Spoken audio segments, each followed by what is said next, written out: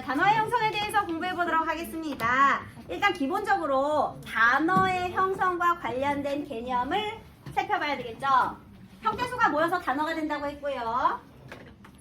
형태소는 의미를 가진 말의 채소 단위였다면 단어는 의미도 있어야 되고요. 자립성도 있어야 돼요.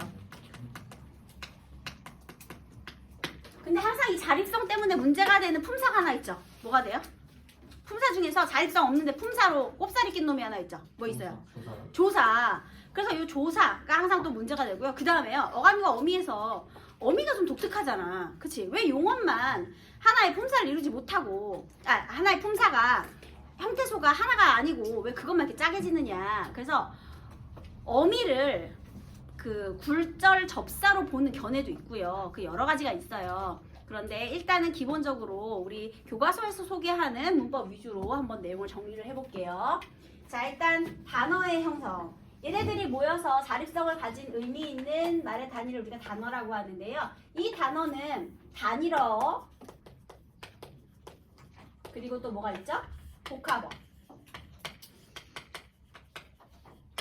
단일어는 형태소 하나가 한 단어를 낸 것을 말한다. 맞아요? 틀려요? 틀렸죠? 네. 놀다. 이거 어때? 형태소 두 개지? 어간어미. 형태소 두 개인데 단일어잖아.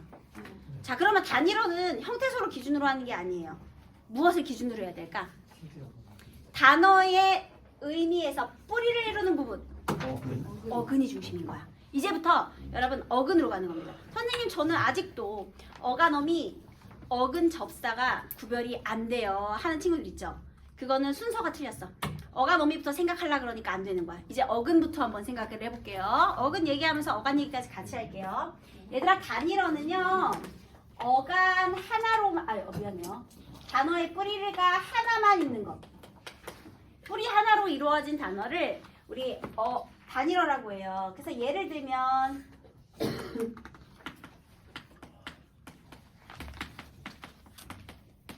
하늘, 땅, 하늘, 땅 못 쪼개져. 이런 게 단일어예요. 그렇지? 어렵지 않죠? 근데 복합어는요, 이제 이 단어의 뿌리를 이루는 어근끼리 결합하거나 아니면 어근에 다른 접사가 붙어서 결합한 단어가 있어요. 그래서 어근끼리 결합하면 합성어, 그 다음에 어근에 접사가 결합하면 파생어라고 하는데요. 우리 요 단어의 형성에서 합성어, 파생어는요, 그 어근이 결합한 방식에 따라서 통사적, 비통사적 합성어, 그 다음에 걔네들이 뭐 새로운 의미 관계를 뭐 어떻게 이루느냐에서 여러 가지로 구분하는데 그건 다음 시간에 하고요. 그다음에 오늘은 어근과 접사의 의미 위주로 수업을 할 거예요. 그래서 얘는 어근과 어근이 결합한 거, 결합 방식 이런 건 다음에 할게요. 그 다음에 파생어는 또 두 개로 나누는데요. 접두사에 의한 파생과 전미사에 의한 파생으로 나눌 수 있어요. 그러면 이제 우리 어근과 접사의 개념을 알아야 되겠죠.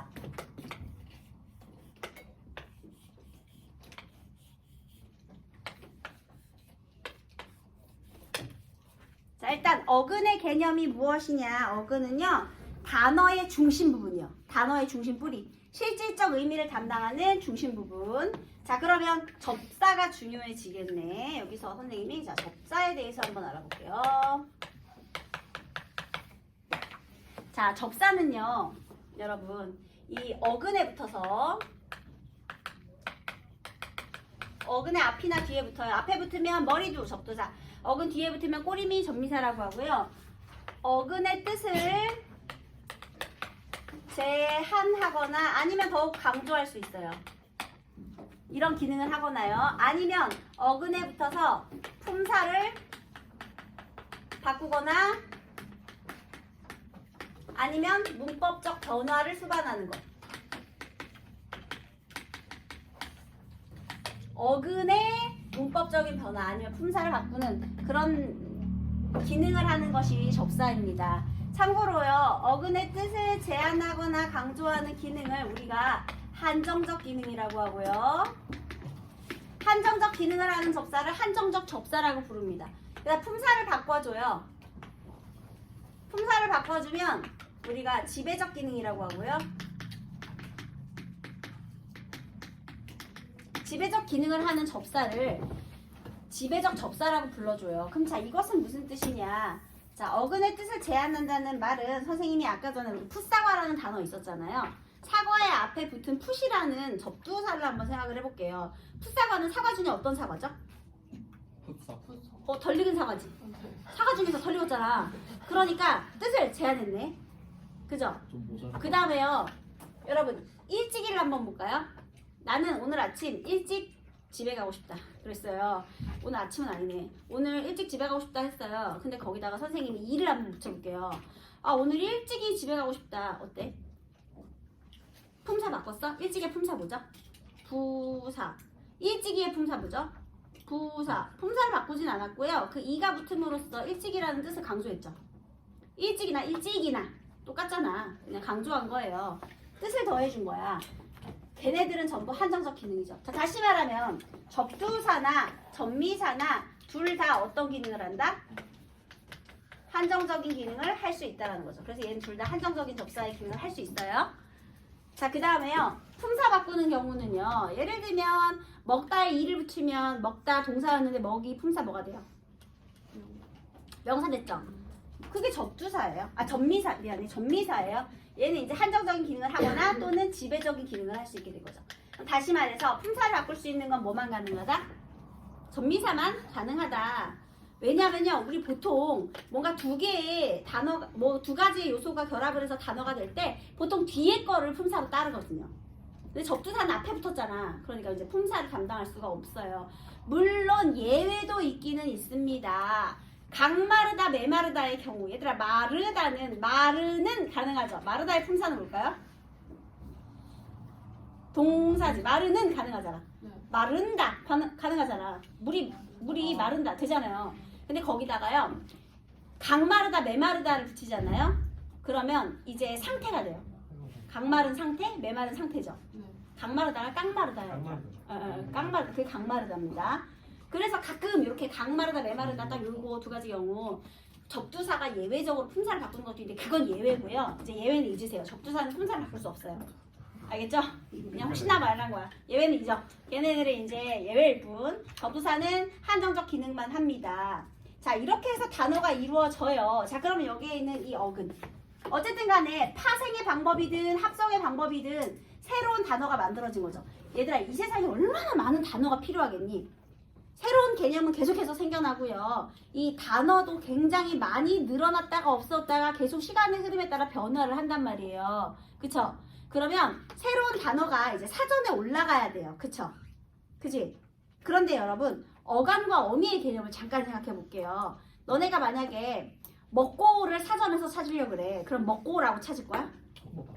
겉바 먹다로 찾을 거죠. 결국 먹고나 먹다나 같은 단어라는 거지. 같은 단어니까 먹다로 찾고 먹고는 먹다의 활용 형태구나 이렇게 알잖아요. 즉 어미는 품사를 바꿔 못 바꿔? 못 바꿔요. 그냥 활용만 한 거예요. 그럼 활용해서 걔가 왜 활용이 필요하냐? 아까 용어는 선생님이 설명하는 말이라고 했지. 설명하는 말이잖아. 그치? 그래서 설명을 해주는 말은요, 문장에서 서술어로 쓰일 수도 있고요. 그 서술어, 그러니까 예를 들면은 밥을 먹었다 이런 거. 그 다음에 어미에서요, 문법적인 특징을 드러낼 수도 있어요. 여러분, 어말어미, 선어말어미 기억하시나요? 그쵸? 선어말 어미는 높임의 기능을 드러내던지 아니면 시제의 기능을 드러낼 수 있어요. 기억하시죠? 높임 선어말 어미 딱 하나 현대에 남은 거 있죠? 뭐 있어요? 시. 그리고 시제 선어말 어미는 과거, 현재, 미래 있잖아. 그치? 그 다음에 어말 어미는요, 이제 그 단어의 끝에 위치한 어말 어미인데요. 어말 어미는 문장을 일단 끝내는 종결형이 있고요. 끝내지 않는 비종결형이 있는데요. 비종결 형태는요, 연결해주는 형태가 있고요. 그 다음에 연결어미, 그 다음에 전성어미, 그 용언의 성격만, 그러니까 문장 성분을 변화시켜주는 전성어미도 있고요. 그래서 그런 게 이제 여기 어미예요. 여기 보시면 어간과 어미의 개념 밑에 어미의 종류, 선어말 어미, 어말 어미 이렇게 돼 있죠. 그래서 어말 어미는 종결형, 그리고 비종결형의 연결어미와 전성어미가 있는 거예요. 연결어미랑 전성어미는 비종결 형태죠. 그러니까 문장의 끝이 아니라는 겁니다. 그래서요, 이렇게 다양한 기능을 하면서 설명을 해주게 되는 거야. 설명에 되게 여러 가지 의미가 있잖아. 그죠? 그래서 이 얘네들은 그 주어를 설명할 때 추가적으로 이런 걸 담당해 주는 거고요. 그 다음에 활용을 할 때 변하지 않는 부분을 우리가 어간이라고 해요. 그러면 얘들아, 자 이제 새로운 단어가 만약에 만들어진다고 생각을 해볼게요. 어근과 전미사의 경우를 선생님이 한번 예로 들어볼게요. 여기 단어의 뿌리가 있죠. 자 이제 새로운 단어가 만들어질 거예요. 이 단어의 뿌리가 명사에서 왔을 수 있겠네요. 명사에 전미사가 붙어서 이루어지는 단어 뭐가 있을까요? 바둑이 어때? 바둑이? 바둑에 이가 붙었지. 바둑이는 강아지를 바둑이라고도 할 수 있지만요. 바둑무늬가 있는 강아지, 바둑이. 그래서 바둑 명사거든요, 여러분. 그럼 좋아, 산발이. 이거 받침대, 이거 산발이잖아, 저거 지금 이거 받침대. 발이 3개라서. 산발. 산발, 발비요. 네, 산발. 이거 산발이라고 하잖아요. 그리고 비커 받치는 거 산발이라고 하잖아, 얘들아. 비커 받침. 그런 것들. 자, 어쨌든 명사에 전미사가 붙어서 요거 새로운 단어로 만들어진 거지. 그 다음에 이 어근이요. 얘들아, 용언에서 올 수도 있죠. 동사나 형용사에서 올 수도 있어요. 선생님이 먹다라는 단어 좋아하니까 여전히 먹이로 한번 해볼게요, 여러분. 먹다 좋아하거든요. 얘들아, 그러면 자 동사에서 왔지. 근데 아까 전에 동사는 어간과 어미로 이루어져 있다 이런 얘기했잖아. 그러면 어미는 계속 변하는 건데 어미를 여기서 사용해야 될까? 그러니까 어간만 쓰는 거야. 자, 그래서 동사나 형용사의 어간이라는 말이 덧붙는 거예요. 왜? 어미는 변할 거니까. 먹다 먹고 먹어서 해서 그 뒤에 있는 것들은 의미가 없는 거야. 먹에 중요한 의미가 있는 거지. 그래서요, 먹이가 된 거죠. 이해됐어요? 어미까지 다 합치면 얘들아, 예를 들면 이제 새로운 단어를 만들 거잖아. 그러면 먹다이, 먹고이, 뭐 먹느니 다 이상하잖아요. 그치? 그러니까 새로운 단어를 만들 때는 어간만 필요한 거죠. 그래서 아마 이런 말이 있을 거예요. 너네가 생각했을 때 어근에 전미사가 붙어 어쩌고 저쩌고 하면 안 이상하거든요. 그리고 명사에 전미사가 붙어 이것도 이상하지 않아. 근데 애들이 이상하게 어간에 전미사가 결합하여 하면 이상하게 생각해. 왜냐하면 선생님 왜 여기서 어간이라고 하는 거예요? 어근이라고 해야 되는 거 아니에요? 어간을 어근으로 쓴 거죠. 이해됐어요? 그리고 부사가 어근이 될 수도 있어요. 아까 일찍이 했잖아, 얘들아. 그치? 그래서요, 부사에 어근이 결합해서 전미사가 될 수도 있어요. 됐어요? 그럼 실제 형태소는 다 어거든요. 실제 형태소, 일단 단어의 뿌리가 있잖아요. 전부 어근이라고 할 수는 없고요.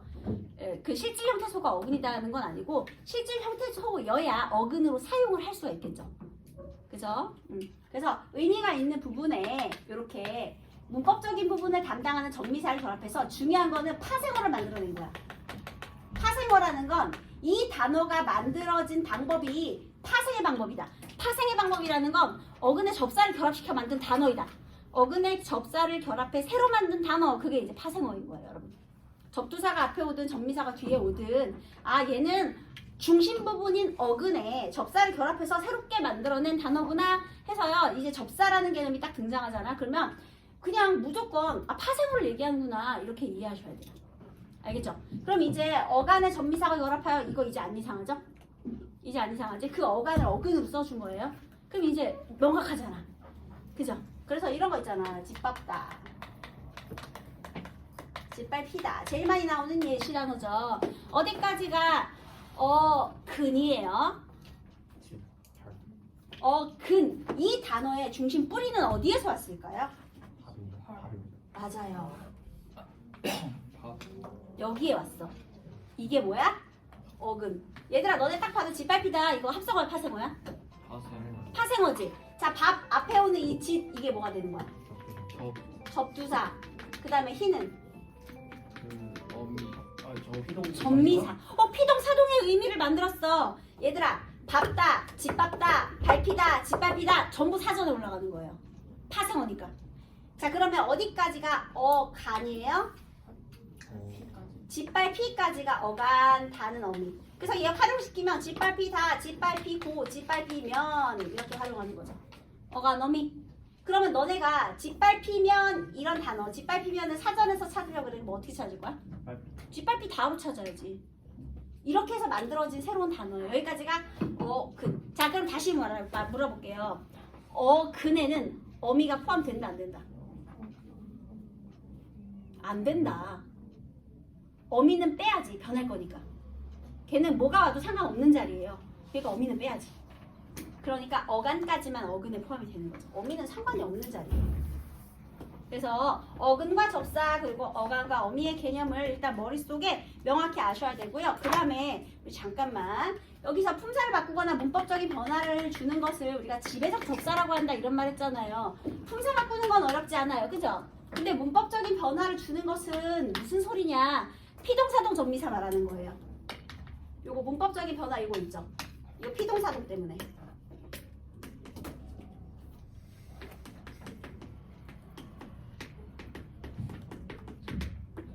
왜냐하면요,